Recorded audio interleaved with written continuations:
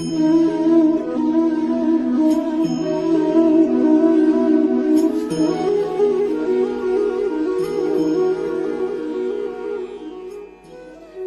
अर्जुन, ये अनुकूलता, ये प्रतिकूलता, ये सर्दी, ये गर्मी, ये सुख, ये दुख, ये अनित्य है, नाशवान है, ये आने जाने वाले हैं, स्थायी नहीं है। नमस्ते दोस्तों, राधे राधे। मेरे चैनल पर आप सभी का फिर से स्वागत है। आज हमें गुरुजी बताएंगे कि सुख और दुख में भगवान को कैसे याद करना चाहिए। क्या हम सुख और दुख दोनों में ही भगवान को याद करते हैं? चलिए सुनते हैं स्वयं गुरुजी से। सुख और दुख ये मायाकृत है, सत्य तो है नहीं, ये स्थायी तो है नहीं। जिसे सुख कहते हैं उसे अनुकूलता कहते हैं, जिसे दुख कहते हैं उसे प्रतिकूलता कहते हैं। जब अनुकूल परिस्थिति, वस्तु, व्यक्ति, स्थान मिलता है तो हर्ष होता है, और जब प्रतिकूल परिस्थिति, वस्तु, व्यक्ति, स्थान होता है तो शोक होता है। ये दोनों द्वंद्व के अंतर्गत हैं। सुख और दुख की सत्ता है नहीं। मात्रा स्पर्शास्तु कौन्ते शीतोष्ण सुख दुखदा आगमा पाइनो अनित्यास्तास्ति तिक्षस्व भारत। हे अर्जुन, ये अनुकूलता, ये प्रतिकूलता, ये सर्दी, ये गर्मी, ये सुख, ये दुख, ये अनित्य है, नाशवान है, ये आने जाने वाले हैं, स्थायी नहीं है। इसलिए तुम इनको सहो। तास्ति तिक्षस्व भारत, भगवान कह रहे इनको सहो। सहने की सामर्थ्य मेरे स्मरण में है। भगवान ने कहा यदि हम नाम जप का ऐसा अभ्यास करें कि चाहे दुख आवे तो नाम न छूटे और चाहे सुख आवे तो नाम न छूटे। अब अगर आपका ये प्रश्न है कि दुख में तो नाम चलता है और सुख में नाम छूट जाता है, तो झूठ। इसलिए झूठ कि सुख का उपभोग करने वाले को दुख जबरदस्ती भोगना ही पड़ता है। अगर आपकी वृत्ति सुख का उपभोग न करती तो भगवान को कैसे भूल गए? सुख सिंधु भगवान एक तरफ है, एक तरफ वस्तु, व्यक्ति, स्थान, परिस्थिति का भोग है।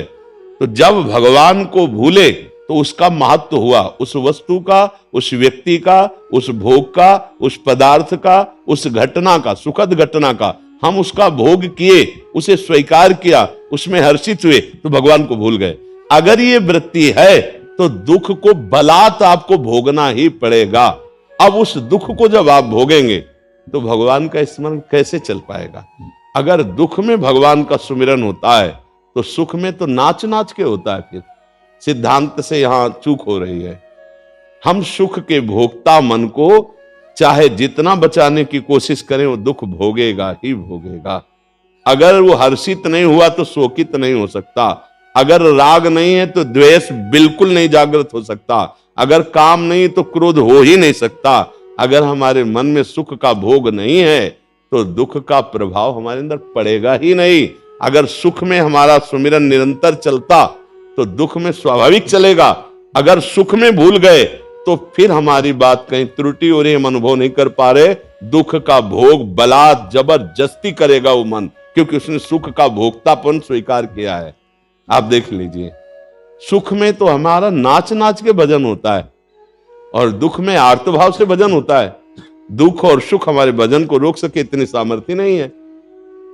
पर अगर हम सुख को स्वीकार करते हैं, व्यक्ति हमें सुखद मिला, भूल गए भगवान को, तो एक तरफ श्री भगवान है, एक तरफ वो व्यक्ति का सुख है। बड़ा कौन हुआ? व्यक्ति का सुख, तभी तुम प्रभु को भूले।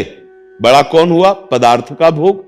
बड़ा कौन हुआ? कोई पद का भोग, किसी घटना का भोग। तो जब आप सुखद वृत्ति में इनको बड़ा कर लिया तो दुखद वृत्ति में बलात् आपको वो भोग भोगना पड़ेगा। ये सृष्टि का क्रम है। तो इसलिए हमें लगता है हम अभी अपनी सोच में, अपने चिंतन में सुधार करें, क्योंकि साधक है सुधार करने के लिए ये। हम सुखद परिस्थितियों में ऐसा नहीं कि हम उनका भोग ना करें। शरीर है, पानी पीना पड़ेगा, भोजन पाना पड़ेगा। सर्दी है तो उचित जो हमारे जैसी व्यवस्था, कपड़ा पहनना पड़ेगा। व्यवहार में जाना पड़ेगा। किसी की पत्नी है, किसी के मित्र है, किसी की बहू है, किसी के माता है, हमको इन सब व्यवहारों का पालन करना पड़ेगा, लेकिन साथ में नाम जप करते हुए। अगर नाम जप छूट गया तो दुख से आप बच ही नहीं सकते। नहीं बच सकते, फिर निरंतर नाम कैसे चलेगा? जब सुख में भूल गए तो फिर ये मतलब समझ में नहीं आया। सुख में नाम चल रहा है, दुख में भूल रहे हैं, तो इसमें बहुत जल्दी सुधार हो जाएगा। सुख में हम भूल गए तो दुख को भोगना ही पड़ेगा। जैसे हम किसी से राग करें तो द्वेष में चाहना नहीं है, अपने आप द्वेष हो जाएगा। हम काम से युक्त हो जाएं तो क्रोध अपने आप आ जाएगा। आज कामा संजायते क्रोधा, शास्त्र जो सिद्धांत है वो भगवान की वाणी है। तो हम वो दुख ही नहीं जिसमें प्रभु का स्मरण चल रहा है, और जिसमें प्रभु का स्मरण चल रहा है इससे बड़ा कोई सुख नहीं। तो फिर सुख हमें भुला कैसे दिया? कौन सा सुख ऐसा था जिसने हमें प्रभु को बुलवा दिया? थोड़ा सुधार करना पड़ेगा, थोड़ी जानकारी अंदर की ठीक से रखनी पड़ेगी कि अभी हमारे सिस्टम में कमी है, जो भागवतिक सिस्टम है अभी उसमें कमी है। नहीं तो सुख में तो नाच नाच के भजन होता है और दुख में आर्त भाव से भजन होता है। हे नाथ, ऐसी कृपा करो कि ये दुख आपको कहीं हमें भुलवा न दे, दूर न कर दे। और सुख में तो नाच नाच के, क्योंकि दयालु भगवान दया किए ना, सुखद परिस्थिति है, अब हम खूब कीर्तन कर रहे हैं, खूब फूले हुए प्रभु के स्मरण में मगन है, तो दुख हमारे ऊपर लागू ही नहीं हो सकता।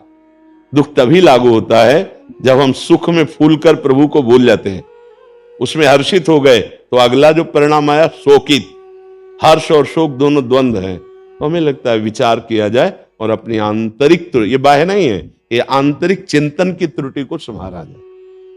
आज की वीडियो में बस इतना ही। इस तरह के गुरुजी के और सुंदर प्रवचनों को सुनने के लिए वीडियो को लाइक करें और चैनल को जल्दी से जल्दी सब्सक्राइब करें। राधे राधे।